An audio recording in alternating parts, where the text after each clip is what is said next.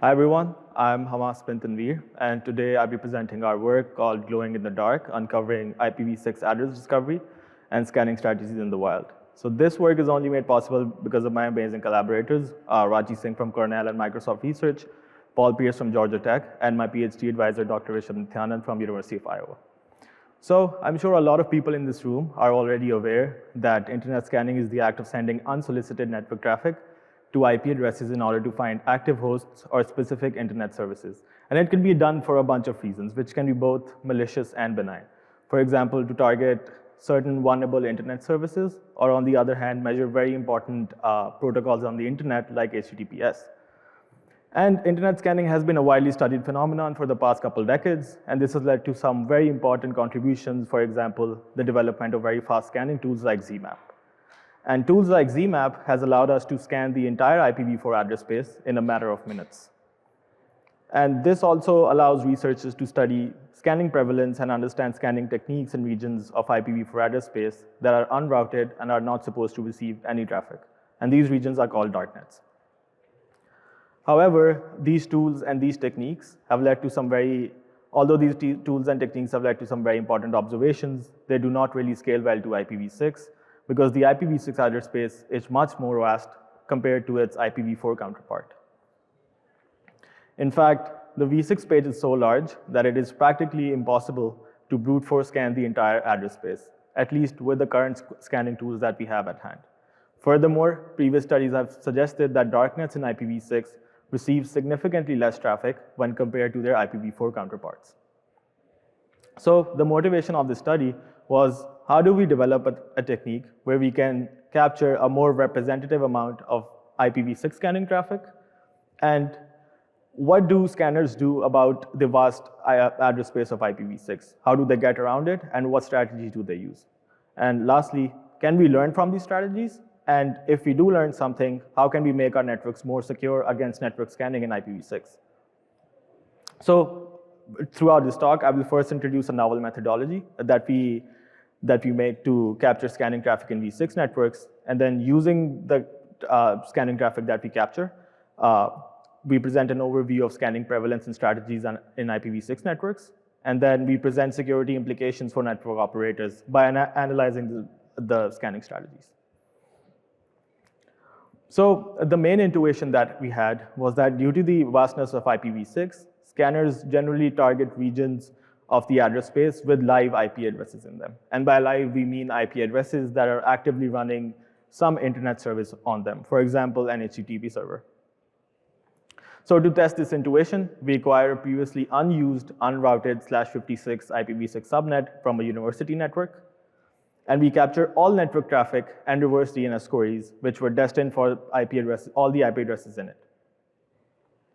So just to reiterate, our initial intuition was that v6 scanners will be more inclined to scan address spaces with live IPv6 addresses in them. So to achieve this, we run internet services which are specifically selected to advertise our addresses to potential scanners.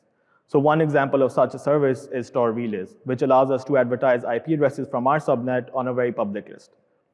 So, and as defined by IPv6 best practices, we run each of our service in a separate /64, as that is a recommended subnet which should be assigned to each individual host.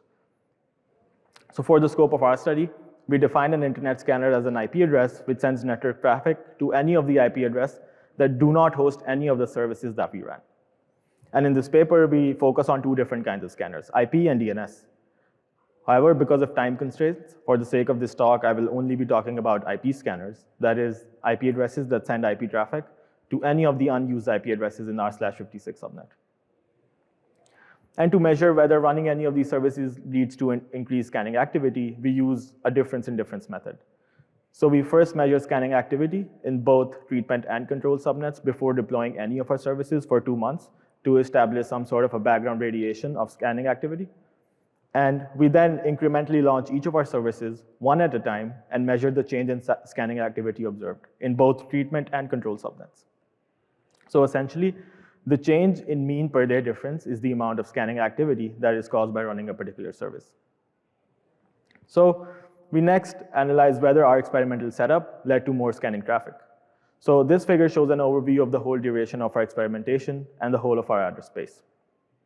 So we see the figure shows the time by weeks during experimentation increasing from top to bottom on the y-axis, and the sorted /64 subnets in our address space on the x-axis. So when we compare the scanning traffic received during the pre-deployment phase, when no services were run, to the post-deployment phase, when we started running our services, we saw an increase of 200x in the number of scanners and 1,000x in the amount of scanning traffic that we received. So now that we have established that our methodology leads to significantly more traffic, we want to use the traffic that we collect. We want to use the traffic that we captured to understand the strategies used by individual scanners. So we first look at how scanners change the scope of their scanning strategies over time. So the figure on the left shows the lifetime of scanners on the x-axis in terms of the number of packets they sent, and the x-axis shows the number of /64s they scanned. So we first observed the presence of narrow scanners. So these scanners were mostly interested in the very /64 that a service was running in, or a few neighboring /64s around it.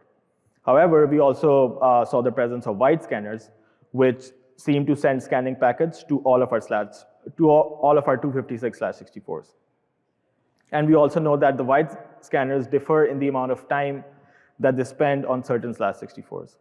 So some of these scanners equally divide all of their time on all /64s. However, some of them spend considerably more amount of time on some parts of the address space. So all in all, we observe the presence of scanners which are both narrow and wide in the scopes. Next, we look at scanner preferences by address type. So we run all of our services on two types of addresses. So we call these random and lower byte addresses. So ignoring the network subnet of an IPv6 address, lower byte addresses mostly consist of zeros. And this IPv6 address allocation convention has been previously measured to be quite rampant. And it's probably because it's much easier to memorize an IPv6 address in this way. And random addresses, on the other hand, contain only a small fraction of zeros. So we then measure which one of the two address types do scanner prefers in terms of sending scanning traffic. Do they mostly target lower byte treatment subnets or random ones? So this figure shows the size of the scanner, which is increasing from the bottom to the top on the y-axis, and the percent of the probes that they sent on the x-axis. So the blue color represents lower byte scans, and the yellow represents the random byte scans. So although this figure has a lot of nuance to it, the two main learnings from this are that scanners of all sizes primarily target lower byte treatment subnets, and they mostly target lower byte destination regardless of the treatment subnet type. So either they're lower byte or random treatment subnets, they will still send lower byte probes to it. So now that we have analyzed some of the scanning strategies, we present certain security implications that can help network operators make their IPv6 address spaces more secure. So first, we analyze that lower byte addresses are much more prone to be discovered by scanning traffic. We observe that if you run a service on a lower byte address, you're 350,000 times more likely to be scanned than if you run a service on a random byte address. So the recommendation we give to network operators is to make use of semantically opaque interface identifiers, which makes the non-network component of the IP address uniformly random and much harder to find. So we also observed that DNS scanners can exploit a loophole exposed by the IPv6 reverse DNS tree to find active addresses. And this can lead to a significantly amount of less probes to find an active address in the whole of the address space. So we recommend network operators to generate PTR records on the fly, so essentially returning an answer for every query a scanner tries to make. Next, we observed that 51% of all scanning traffic that we received originated from IP sources that were already present on abuse IP databases. So given the current state of V6 scanning, we recommend that network operators can use abuse IP databases because it can preemptively stop network scanning from a bunch of IPv6 scanners.